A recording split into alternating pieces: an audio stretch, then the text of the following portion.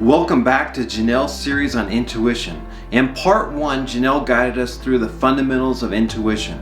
Today we're going to answer some of the most intriguing questions about intuition, such as, how can your intuition help you make better decisions, whether that's with your career and business or your personal life? Have you ever wondered if your intuition is more suited for certain areas of your life?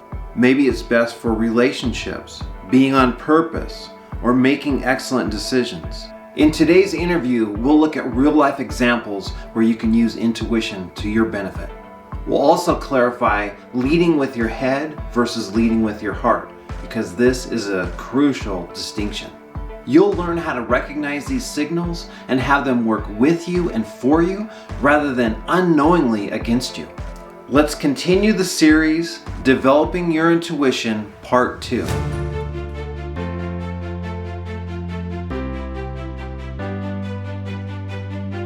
Janell Rae, raising the vibration of everyone we touch. The general question is, are there certain intuitive styles that are more suited for particular purposes? So maybe health or relationships, business decisions, creative. So does that make sense? It does make sense. And well, you're a teacher. You're tapping in and learning about, you've done a course with me, and you're learning about your intuitive gifts. So what do you see within your world of teaching and business and advertising? You're a marketer. Well, one thing I notice is just downloads. I mean, I just get those sometimes in a beautiful time, and I have time to capture it and write it down, and other times it's like, whoa, how am I going to get this? But downloads, I mean, those just come to me all the time, and I can tell if I've had something percolating in my mind or percolating in me, that download will come into me. And one thing I know you've taught me is to kind of say, let's have these come at a more ideal time, because there for a while I was getting downloads in the middle of the night, and that was not the You're most like, okay, ideal. I need to sleep. So, like trying to put a little bit of like, hey, can we do it during my waking hours or these types of things? But downloads definitely have been a huge thing for me, because I'll get that information and sometimes I don't even know what to do with it right off the bat. It's just so much stuff, or it's so new or different. But I always eventually see what it is. And it's like Steve Jobs said, you can't see the dots and how they connect looking forward, but when you look backwards, you can see how they connected. And that's what I found. Nice. And you had shared with me about the difference between whether you're following your heart or following your head. Yeah. Well, and I know for me, we were just talking about the crab and what got you here so far. I know I've always been a person who, has a big heart. I have empathy for others. I have compassion. I want to help. But if you ask me like what was truly driving me, it's like it a lot of times shifted to my mind and my head, and I would try to use logic. I'd try to use, here's a proven system, let's just copy that, those types of things. And I noticed as a basketball coach, when you looked at the best coaches, they took in all this information and they learned from mentors and the game and everything, but they kind of had their own way. They had their own unique way. And so for me, that's one thing I've noticed, is it's okay to take in all this information, but at the end of the day, you are one of one, and I'm never going to be a good copy of someone else. I might have elements or pieces of what they do, but that to me was a big eye-opener, was that you are one of one. Embrace that, accept that, and then you're just going to flourish. Well, what did it feel like when you were in your head? Like when you're in your head, you were saying something about it got jammed up, or there was a real clear difference when you could feel hey, I'm following this intuitive part of me. Oh my gosh, no, I'm not. I have too much in my head. I mean, the head plays a role. Yeah. But when you were leading with the head. Well, because I'd have an expectation. I would say, just like a recipe. If you follow this recipe, you should have this outcome. So I would look at other people and I'd say, okay, they did these things, be it basketball, business, whatever. But follow these formulas and you're going to get this result. And sometimes I did, sometimes I didn't, sometimes it was worse, sometimes it was better. But what I realized was trying to lead your life through your head primarily as a driving force is not as fulfilling, not as good as if you're leading from the heart. And you did some exercises where I could feel a clear distinction when I was going from my mind versus if I was going from my heart. The heart and the brain are connecting to each other. The brain is sending like signals down to the heart, how to regulate it, blood pressure, those types of things, very functional types of things. However, the heart is sending like 10 times more, maybe more than that, but I know at least 10 times more signals to the brain, and that's connected to your gut too, but it's like how you have feelings, emotions, things that are driving you. You know, we never say something like that was brain felt. We always say it was heartfelt, and there's a reason for that. Or we say like, man, I really wanted to follow my heart. We never say I wanted to follow my brain. Mm-hmm. Okay, there's all these reasons why that, because we know, I think instinctually, intuitively, that the heart is very important. And when you look at Valentine's Day and stuff, it's not a picture of a brain. You know, mm-hmm. I love your brain. You know, mm-hmm. I mean. So for me, it's being able to realize how powerful the heart is and discern and make the distinction when I'm in my heart space, when I'm in my head space. And if I'm in my head space, it's okay if I'm doing that for a purpose. Like, hey, I need to do my taxes, or I need to do this. You know, I don't need to really be in my heart space. Mm-hmm. But on other things, when I'm looking at my purpose, when I'm looking at vision, these types of things, it is significantly better to be in your heart space. You know, maybe if we did our taxes in our heart space, we may have ahas. I mean, there's just no limit to where we can apply it, really. And so, you know, one of the questions has been is, how do I develop my intuition? How do I develop this? Step one is having an understanding, wherever your understanding is, of what your intuition is. How does it speak to you? Are you a seer, hearer, knower, feeler, taste, embodier? Are you a combination of these things? And they will shift. Like you'll think, oh, I'm this, but all of a sudden it's not working the same. Anytime, and that is your growth. That is you growing. Anytime we grow, those things shift. So how do you develop your intuition? One is know what they are. If you have no clue, maybe you have a hunch, maybe you've had knowings, but it's not, to you, it doesn't feel consistent. So how is this really working? Well, then that's where a conversation with me is really helpful. This is one of my gifts. I can just look at somebody and talk to somebody and I go, oh, I know what's happening for you. Or I can start getting questions and ask you questions that allow you to see and find, because that's even more powerful. You see and find where your gifts are. Well, and just to interject a little there, is we have an energetic field around us. Mm-hmm. Okay. Now, some people kind of know it, but then there's other people that they just see it. You know, mm-hmm. It's either your gift or you've honed in and trained in on that well. And for you, you know, you really do shine in that. Mm-hmm. You can just look at someone and you can see, feel, know mm-hmm. what's going on in their field. Yeah. And I think that's one of your gifts, is mm-hmm. that ability to just, boom. Yeah. There it is. Just like I see your shirt is blue, I don't have to be, you know, like, let me study this, let me think about this. You just know. Yeah, that's true. Yeah, and I've developed that. So how do we develop our intuition is by setting the intention to start that. I want to know what my intuitive gifts are. I want to work with my intuitive gifts. So you start becoming aware. Am I seeing things? Am I having a knowing about things? Am I feeling things? When I'm in a group of people, and a lot of empaths are feelers. They're feeling. It's our senses. If you get sensory overload in crowds, your senses are part of your intuitiveness. And when you've gone, the overload part often, and not always, often is coming because it's just wide open. It's just wide open. And when we don't know that we can control that or how it works, if you don't know how something works, how do you control it? So I go into a crowd, my senses and everything are wide open. I'm taking in every form of data that's there. And it doesn't take long to blow your circuits when you're taking in every form of data. The water gates are wide open. You step in the canal, all the gates open up. It doesn't take long to get waterlogged, and just totally drenched. So it's understanding we keep saying this because it's so key. How does it work for you? Mm-hmm. So if you're an empath and you can feel, but then after a while you're overwhelmed, you're saturated, then understand, well, how does your empathic gift work? Is it coming in through your eyes, your heart? Is it through the ears? Is it coming in through your field, some other parts of your chakra system? All of those are options. It's usually an and moment.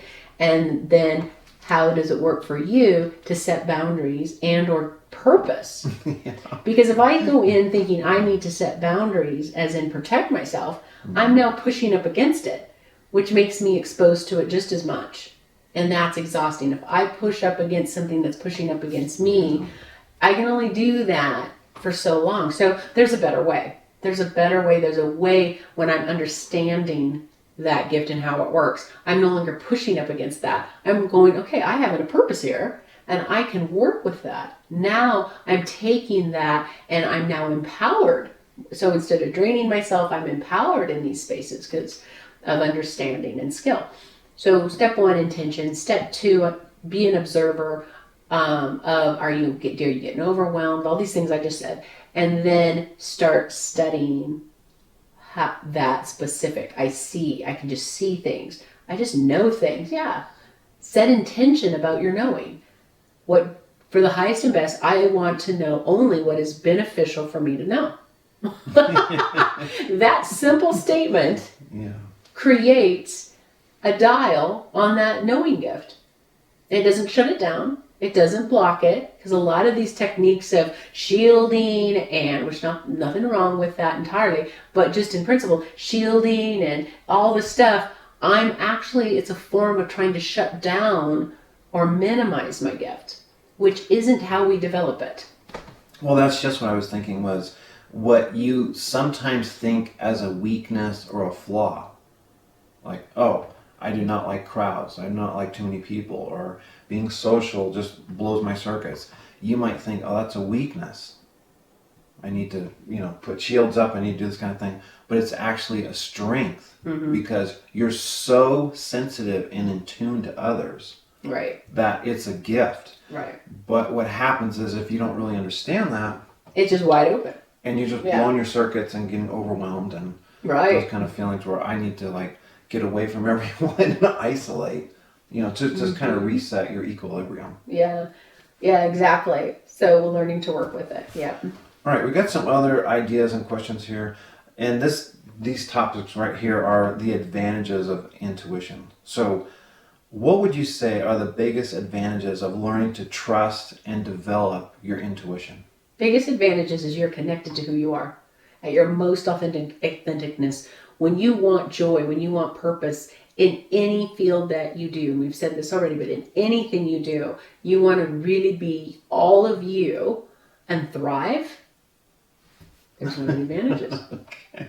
Yeah. That sounds like a good one. Do you want to be successful in it? Do you want to take your life to the next level in the success realm? Whatever success looks to you, connect to your intuition. Great. I know, right? The next one is, how can following intuition help guide you in decision making? Like big decisions, small decisions, all that. By being aligned with you. The big decisions, important decisions are important because they may change your life.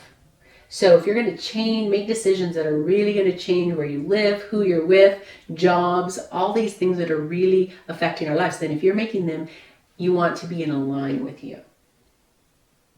Okay. And if it's in line with you, you're going to be happy. And it's going to work. Yeah. All right. Here we got a cluster of questions on developing your intuition. Mm-hmm.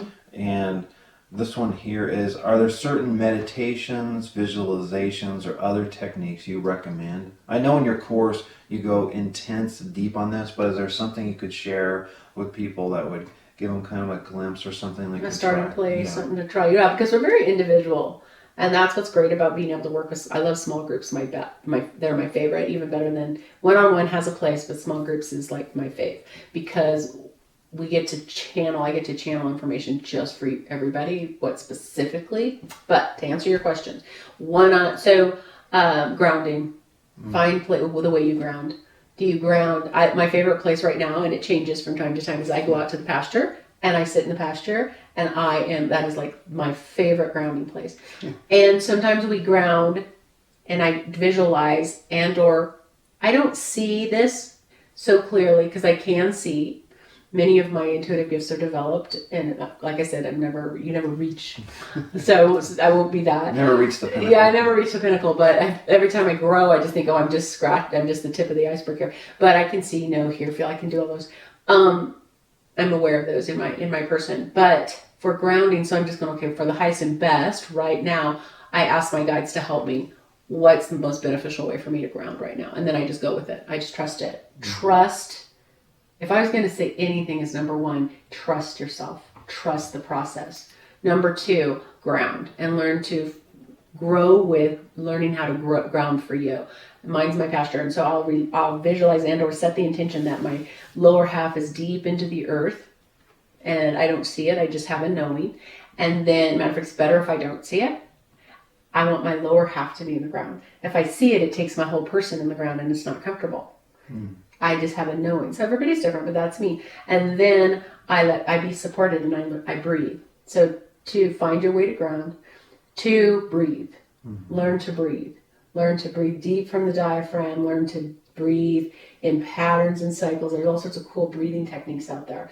But I'll breathe deep into my diaphragm, and this is not it. This is what works for me. So this is an information share. This is not a subscription of any kind or medical advice. So before you change or add anything into your daily routine, always check with your doctor first, okay, your healthcare provider. But this is what I've been doing and what supports me. And I'll breathe in one nostril and then cycle it down, and I'll just do some great breathing techniques. I have a few more that I enjoy, but those are some good go-tos. Learning to breathe. Also, sometimes when I'm grounding, if I go in and give to the ground for clearing, it depletes me. Sometimes my grounding is actually bringing energy from the earth into and up through my person, and that grounds me. So it's not just, we often think of grounding as just putting into the earth. It sometimes needs to be up from the earth to support us. So being aware that could be a need.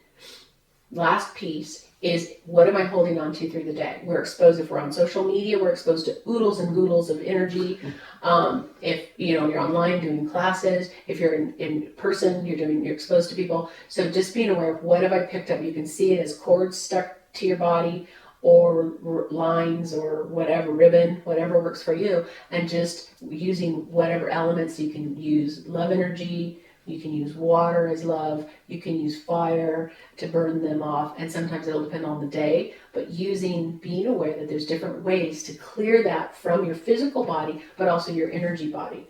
And the intent is that you're cleared, and that they're going into either the earth to be changed back into love energy, or up into the ethers, love space, to be changed back into love energy. So those are my fave resets.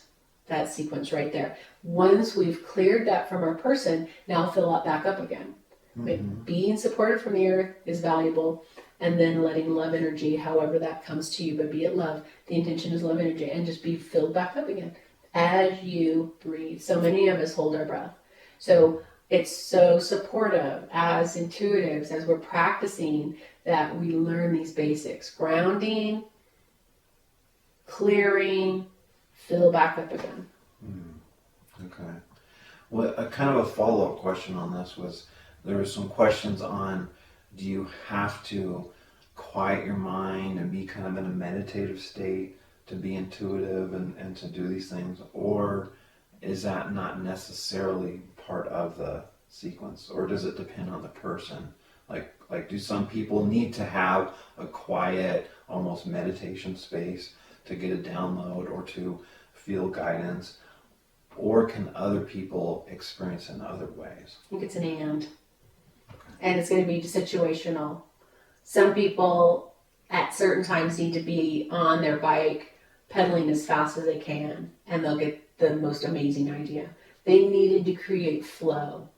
And when we're stagnant, what creates downloads and what creates our connection is flow. So sometimes when we quiet our minds and we're grounded nice and we're in that meditative state, we have created flow. We've taken out the static and we've created flow. Sometimes we need to be working like sweating. We're creating flow. Yeah. And we needed to get whatever was blocked, and it took physical exercise of some form to make it happen. Some people need to be in a hot tub or a soaking hot bath. Why? Because they're creating flow. So the principle is whatever helps you create flow, whatever you feel matches you for creating flow at that moment is what's most beneficial. Well, I see how that would be really customized and unique, because I could see riding a bike some days might be perfect to get you in flow, and other times, like you said, being on a hot tub might do it. So it's going to depend on the situation, the person. Yoga, stretching, some sort of form of stretching that works for your body and you. It can be very mild. It doesn't matter. Some people will kind of set some rules. Well, you have to do this to make it work. Rules, the second you feel a strict rule, you just know that's probably not exactly right. If you feel a principle, however, because we're so unique, and as we grow, those need to be able to change with us. So find the principles. Find the principles that resonate with you and work with those. Yeah. The second you get a rule, you're in a box, and it's going to limit you. Well, and rules work on a certain situation, a certain time, but they don't. A principle, that's always. Yeah. A rule is kind of very specific. Yeah. This concludes part 2 of our discussion on intuition. If you haven't already, make sure you watch parts 1 and parts 3 also. If you'd like to reach out to Janell directly, email her at janell@janellrae.com. Thanks for being here. We look forward to having you join us in our next video.